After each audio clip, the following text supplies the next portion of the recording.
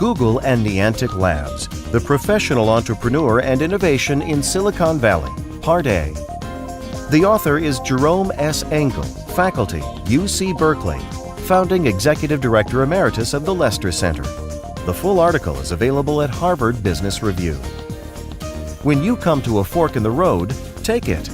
Yogi Berra, National Baseball Hall of Fame member and philosopher.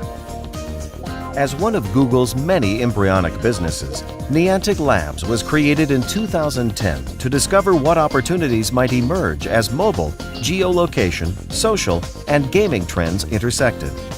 Since then, Niantic has become best known for its globally popular augmented reality AR game, Ingress.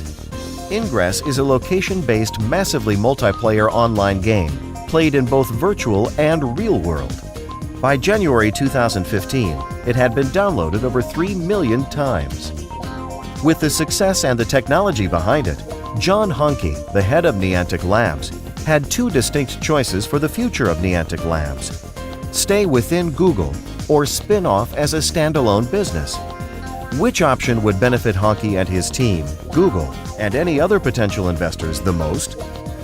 About John Hanke. John Hanke was born and raised in Cross Plains, Texas.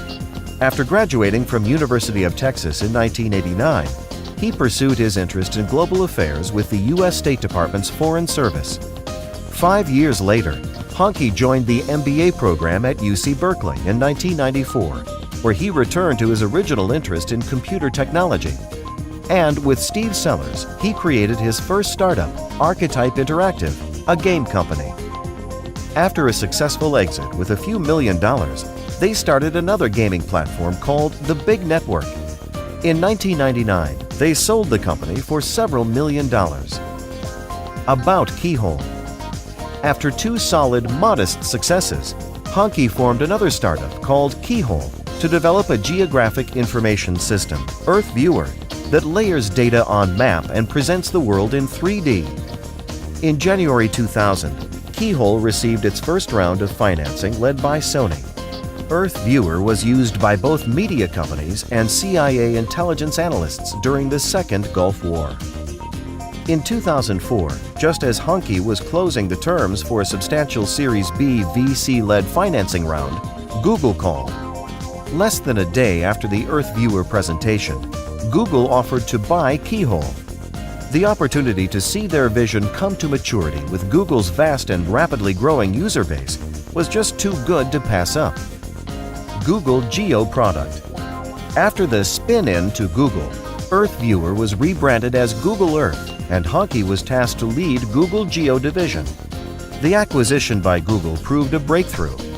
Google integrated the Keyhole team without destroying its ability to innovate with entrepreneurial agility. The team was able to leverage Google's resources and operated at different orders of magnitude. Google's concept of crowdsourced open innovation also helped Geo scale up new products quickly. Today, Google Geo products form a platform with more than 1 million sites and app developers to build businesses, serving more than 1 billion users each week. Niantic Lab. In 2010, Hanke started up a skunkworks-type project within Google called Niantic Labs with 30-some employees.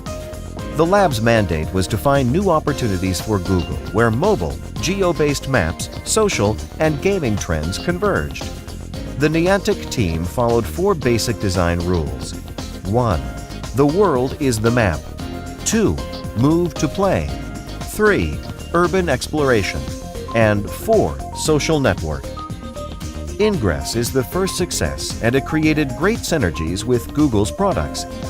Following an open innovation model, the team turned the technology behind Ingress into a set of programming building blocks so that the same gaming experience can be developed by others. Hanke's choice. 2 roads diverged in a wood, and I took the one less traveled by, and that has made all the difference. Robert Frost. The road not taken.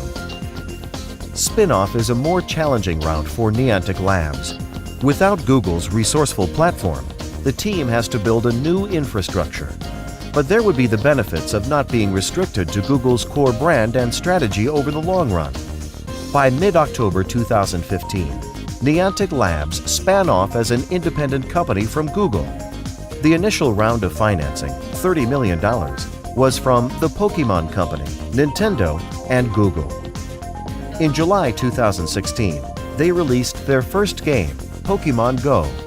In just 2 months, the game had been downloaded over 500 million times worldwide and became the fastest game to make over $500 million in revenue. Coming full circle, John Hanke reflected on the decision to spin out of Google. "I came in as entrepreneur. I got to see what it was like to be a vice president in a large public company. It doesn't have a lot to do with the product innovation, which was the thing that originally interested me. I was at a point where I was lucky to be able to have a choice. So I created this new thing where I could do what I wanted to do."